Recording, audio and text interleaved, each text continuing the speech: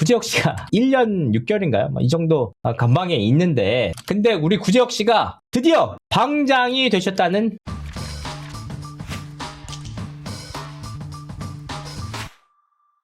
시청자 여러분 안녕하세요, 예지도입니다. 구제혁 씨를 지키고 있는 수호신 우리 김소연 변호사로 인해서 다시 한번 구제혁 씨가 웃으면 안 되지만 진짜 굉장한 위기에 처했습니다. 그래서 관련 내용들을 오늘 하나하나 정리해드리도록 하겠습니다. 상당히 의미 있는 결정이 뭐냐? 쯔양이 피해자로 최종적으로 인정을 받았다. 2024년 7월 달에 김세희 씨가 구제혁과 전국진 씨의 녹취를 공개하면서 시작된 건이 2026년 4월 7일 날 종결이 됐습니다. 거의 1년 8개월 걸렸네요. 구제혁 씨가 쯔양으로부터 5,500만 원을 무슨 리스크 관리 명목으로 뜯어냈잖아요. 공갈 혐의로 구속이 된 건데 구제혁 씨가 인정을 못했습니다. 구제혁 씨를 제외한 나머지 사람들 전부 다 인정해서 지금 사회에 나와 있는 상황입니다. 전국진 씨나 혹은 최 변호사나 카라큘라나 다른 분들 등등등등 다 나와 있는데 구제혁 씨만이 현재 오롯이 남아있는 이유가 본인은 절대 인정을 못한다. 그래서 항소하고 대법원 상고하고 재판 소원까지 진행을 했습니다. 그런데 왜 재판 소원까지 진행을 했느냐? 여기서 김소연 변호사의 입장이 있어요. 이거 굉장히 의미가 있는데 구제혁이 쯔양을 협박하거나 공갈했다는 의혹에 대해서 공갈이나 협박은 전혀 없었다고 주장했다. 쯔양 측이 과거 확산 논란을 우려해서 먼저 만나 리스크 관리 명목으로 5,500만 원을 지급을 제안한 것이다 라면서 카카오톡 메시지와 녹음 자료도 확보하고 있다. 언론 보도와 여러 분위기 속에서 사건이 왜곡된 측면이 있다. 구제혁이 쯔양을 협박하거나 공갈한 사실은 없다는 것이 변호인단의 입장이라는 거예요. 이제 좀 한 발 물러섰죠. 여기서 뭐라고 했느냐? 이 재판 소원을 하면서 우리 김소연 변호사가 현직 대통령까지 언급하면서 우회적으로 디스를 합니다. 물론 본인은 진짜 칭찬이라고 주장할 수도 있겠습니다만 이재명 대통령님 감사합니다. 재판 소원 진행할 수 있게 됐습니다. 해서 사실 대법원 확정 판결로 끝났던 사건이 다시 한번 재판 소원까지 이뤄지게 됐던 겁니다. 그런데 여기서 이제 쯔양 측 변호사가 쯔양이 굉장히 힘들어하고 있다면서 다시 한번 국회에서 입장 발표를 하기도 했죠. 그에 대한 결과 기각이었습니다. 기각. 4월 7일 날 결과 나왔고요. 청구인 법무법인 황앤씨 분사무소죠. 우리 김소연 변호사님께서 대리를 해서 진행했던 건이 최종적으로 마무리까지 됐다. 대법원 확정 판결이 나왔고 재판 소원까지 진행했음에도 불구하고 각하가 된 거죠. 정말 대단하다고 말씀드리고 싶습니다. 우리 김소연 변호사님께 오늘 이 자리를 빌어서 다시 한번 김소연 외쳐주고 싶네요. 하지만 김소연 변호사는 지금 단 하나도 손해보는 것이 없습니다. 김소연 변호사가 각종 언론사와의 인터뷰와 입장 발표를 통해서 그에 대한 책임을 오롯이 지는 사람이 누구냐? 바로 구제혁 씨입니다. 사실은 쯔양 측도 굉장히 힘들어해요. 왜냐하면 본인에 대해서 문제 제기했던 소위 말하는 사이버 레카들이 모두 나왔고 특히나 최우석 변호사조차 집행유예로 나와 있는 상황이잖아요. 그러니까 만약에 구제혁 씨조차 본인이 잘못을 인정하고 사과하고 탄원하는 척 하면은 집행유예로 나올 수 있었다는 뜻이니까.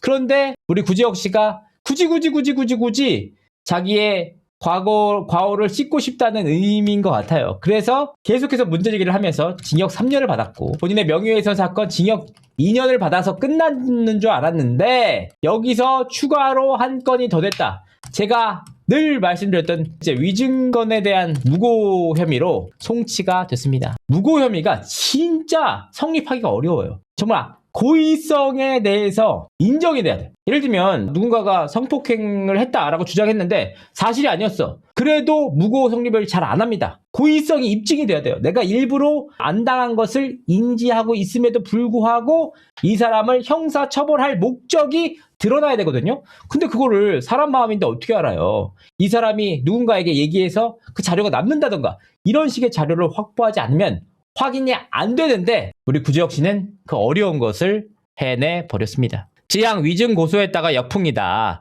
징역 3년 구제역 무고 혐의로 검찰 송치가 됐다. 구제역은 지난 2023년 2월 찌양의 탈세와 사생활 의혹을 거론하면서 이를 공개하지 않는 조건으로 5,500만 원을 받아낸 혐의로 재판을 받았다. 이 재판 과정에서 찌양이 위증했다는 취지의 고소장을 제출했지만 수사기관은 이를 사실로 보기 어렵다고 판단했다. 서울 강남경찰서는 해당 고소를 수사했으나 위증 정황을 확인하지 못하고 불송치 결정을 내렸다. 구제역 측은 녹취 파일이 원본이라고 주장했지만 경찰은 전체적인 맥락을 반영하지 못한 자료를 보고 혐의 없음 처분을 했다.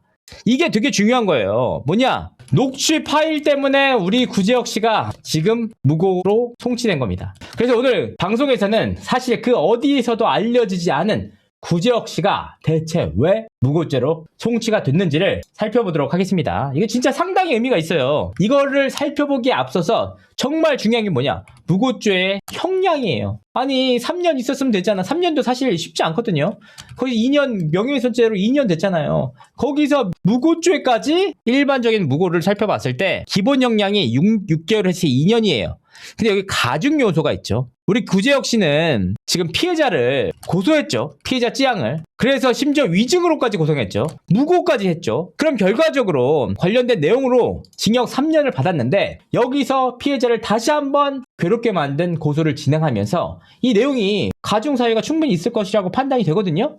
그럼 최소 1년에서 2년 보면은 6에서 7년 동안 못 나온다. 사과하고 싹싹 빌었으면 이미 집행유예로 나왔을 가능성이 너무나도 높은데 대한민국에서 정말 대표적으로 승소, 패소 잘 안 하고 정말 당당하고 떳떳하고 항상 바른 문제의식을 가지고 있는 우리 김소연 변호사님을 만나면서 대한민국 법원의 준엄함을 다시 한번 구제혁 씨가 몸소 체득한 것 같습니다. 사실 구제혁 씨의 죄는 너무나도 용서받을 수 없는 행위죠. 구속 역시 본인의 잘못으로 인한 과오로 인한 것입니다. 그런데 인간적으로는 깜빵을 간 이후에는 좀 인간적으로 안쓰러운 면도 있어요. 왜냐하면 본인들도 나름대로 돈을 써서 김소연 변호사를 선임해서 대응했을 거 아니에요. 그로 인해서 계속해서 죄가 늘어나고 있어요. 애초에 찌양에 대해서 위증에 대해서 고소를 안 했으면은 무고로 역고소를 당할 이유가 없잖아요. 근데 그것을 옆에서 보조해서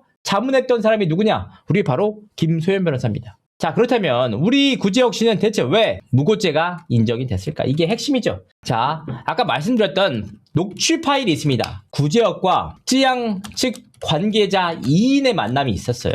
근데 이 2인의 만남 당시에 유일하게 녹취 파일을 갖고 있는 사람이 누구였냐? 바로 구제혁 씨였습니다. 왜냐하면 구제혁 씨가 당시 찌양 측 관계자 2인을 만났을 때 찌양 측 관계자 2인의 주장은 이거예요. 오자마자 몸수색을 했다. 녹음기가 있는지 없는지. 그래서 외투도 다 벗어놓게 하고 짐도 다 벗어놓게 한 다음에 구석자리를 다시 옮겨가지고 이야기를 나눴다는 겁니다. 그러니까 찌양 측 입장에서는 그 어떠한 녹취 파일도 가지고 있을 수가 없잖아요. 근데 이때 당시에 유일하게 구제혁 씨가 자신의 애플인지 갤럭시인지 모르겠지만 워치를 통해서 녹음을 진행했습니다. 이 녹음 파일이 약 40분가량 분량 파일이에요. 여기는 근데 굉장히 공교롭게도 녹취 파일에 직접적으로 수색한 내용이나 그리고 공갈했던 내용이 없어요. 소위 말하는 해악의 고지를 한 내용이 없습니다. 이 내용을 공개함으로 인해서 찌양에게 압박을 주겠다는 내용이 없어요. 그럼 구제혁 입장에서는 굉장히 유리한 자료잖아요. 그런데 바로 이 녹취 파일 때문에 구제혁 씨의 무고에 대한 고의성이 인정됐다는 겁니다. 어떻게 인정됐을까? 아니 근데 실제로 확인해보니까 파일에 몸수색한 거 없잖아. 찌양에 대해서 공갈하겠다. 찌양에 대해서 돈 달라. 찌양의 과거에 대해서 폭로하겠다. 이런 내용이 전혀 없었잖아요. 근데 어떤 일이 벌어졌느냐? 그래서 찌양 측 입장에서는 굉장히 핀치에 몰렸습니다. 이 자료 하나 때문에. 그래서 찌양도 위증으로 고소를 당하고 찌양 소속사 관계자들도 위증으로 고소를 당했던 겁니다. 그런데 여기서 미치고 팔짝 뛸 노릇인 찌양 측에서 결정적인 한 가지를 파악하게 돼요. 왜냐? 사실 이 파일들까지 있었다면 훨씬 더 구제혁의 혐의를 입증시키는데 명백한 자료가 될 수 있었어요. 그런데 이 자료를 확보를 못합니다. 그래서 구제혁 씨가 공갈 혐의로 재판을 받을 때 이 내용을 확인할 수가 없었어요. 그래서 구제혁 씨는 대대적으로 이 녹취 파일에 대해서 얘기를 했었고, 그런데 우리 김소연 변호사의 자문을 받으면서 어떤 일이 벌어졌느냐? 찌양을 위증으로 고소했죠. 근데 여기서 고소를 하면서 찌양 측 소속사 관계자가 떠올린 한 가지 내용이 있어요. 뭐냐? 아 맞다! 커피 결제 내역이 있었던 거예요. 이때 당시에 구지혁 씨와 찌양 관계자들의 미팅 시간이 오전 11시였습니다. 그런데 찌양 측 관계자 이인은 40분 전에 10시 20분에 와서 커피를 시켜놓고 기다리고 있었어요. 커피 2잔에 결제를 해놓고 본인들의 카드 내역이 있을 거 아니에요. 여기서 주장이 달라요. 구지혁 씨 주장은 뭐냐? 나는 11시 23분경 도착했다. 찌양 측은 아니다. 구지혁 11시 5분경에 도착했다. 그러니까 약 18분가량이 비어요. 그런데 이걸 입증할 수 있는 자료는 누가 갖고 있느냐? 구지혁밖에 없었습니다. 구지혁 씨가 11시 5분에 왔다는 걸 입증할 수가 없잖아요. 찌양 측에서는. 근데 그때 확인한 것이 바로 맞다. 그때 당시에 커피를 우리는 10시 20분에 도착해서 2잔을 우리의 카드로 긁었는데 구지혁 씨가 그때 구지혁 씨의 카드로 커피를 샀다는 거예요. 그렇다면 구지혁 씨 카드 내역을 살펴보면 구지혁 씨가 몇 시에 도착했는지 확인할 수 있잖아요. 근데 구지혁 씨는 11시 23분에 도착했다고 주장을 했는데 결국 그 카드 내역을 봤더니 그 카드 내역에는 11시 5분경이라고 찍혀 있었다. 그러니까 결국은 구지혁 씨가 거짓말을 했다는 내역이 확실하게 확인이 됐던 겁니다. 김소연 변호사님 아니었으면은 억울해서 어떡할 뻔했어요. 찌양 소속사 관계자들이 미치고 팔짝 뛰어서 자료가 없어서 끝날 뻔했는데 하도 구지혁 씨가 위증으로 하고 문제제기를 하니까 결국 인간이 극한으로 몰려서 문제제기를 해서 구지혁 씨의 카드 내역을 경찰에서 확인한 결과 시간이 11시 5분경이었다. 즉 구지혁 씨의 주장이 모순이 드러난 것이죠.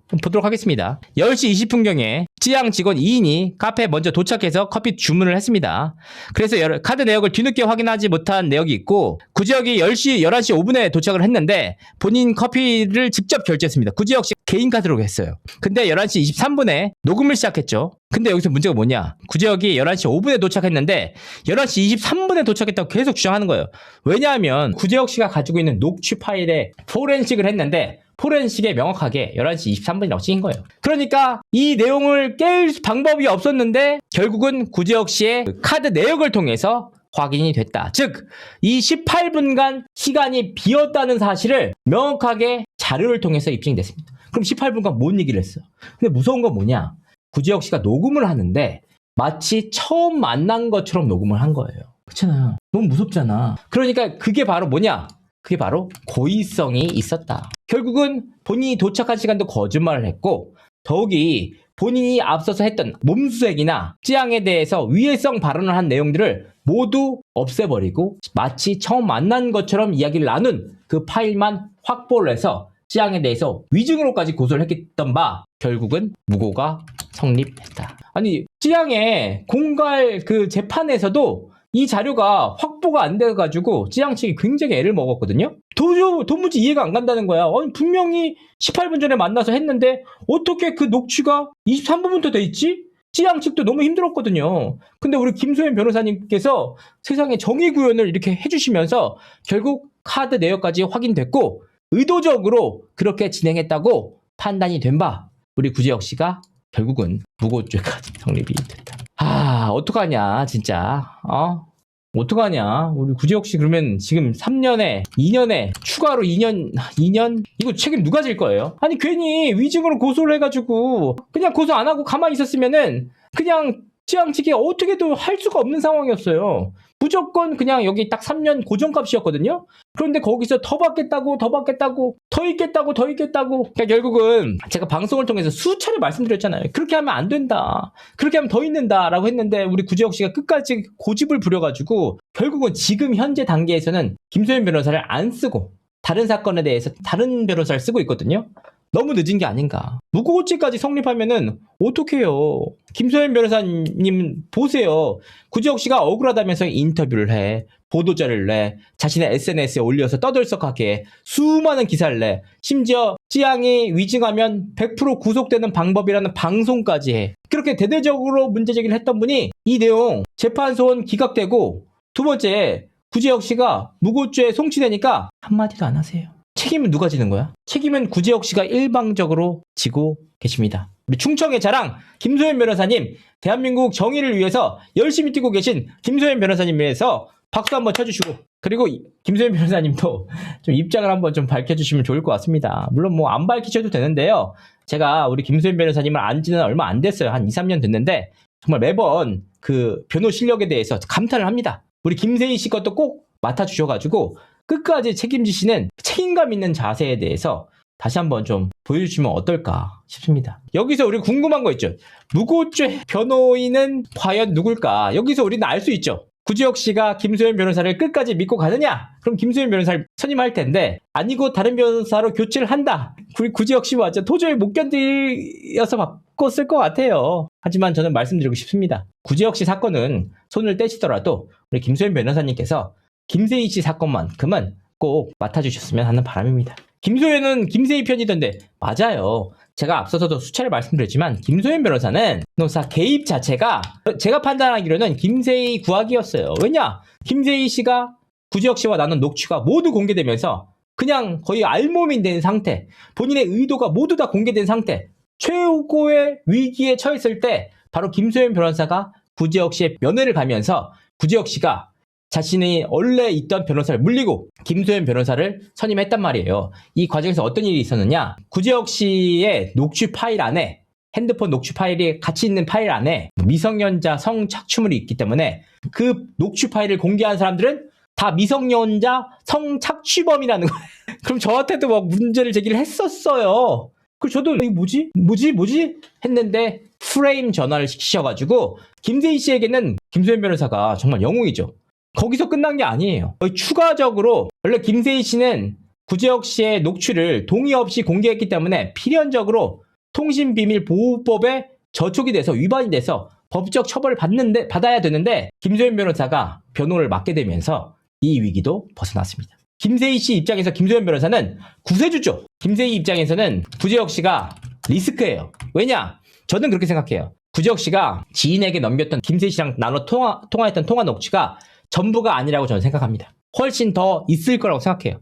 김세희 씨가 훨씬 더 리스키한 내용이 확실히 있을 거라고 생각합니다. 근데 그 내용이 공개가 안 되잖아. 왜? 구지혁 씨가 나오지 못하고 있으니까. 그럼 김세희 씨는 최대한 구지혁 씨가 오래 있으면 있을수록 유리한 상황입니다. 제가 구지혁 씨를 옹호하고 싶은 마음은 없지만 구지혁 씨의 가족분들은 좀 안타깝다는 말씀 드리고 싶습니다. 여러분 짜단 하나 말씀드려도 될까요? 짜친 단독 하나 하겠습니다. 하지만 이런 부분들을 시청자분들이 굉장히 좋아하시더라고요. 뭐냐? 구지혁 씨가 1년 6개월인가요? 이 정도 감방에 있는데 근데 우리 구지혁 씨가 드디어 방장이 되셨다는 소식입니다. 웃어야 되는 그러니까 어쨌든 책임감이 있잖아요. 우리 구지혁 씨가. 어쨌든 그래서 구치소에서도 방장이 되셔가지고 나름 또 완장도 차시고 잘 적응하시는 모양새입니다. 본인 나름은 굉장히 좀 힘들어 하시는 것 같은데 관계자들이 나눈 카톡 같은 걸 봤어요.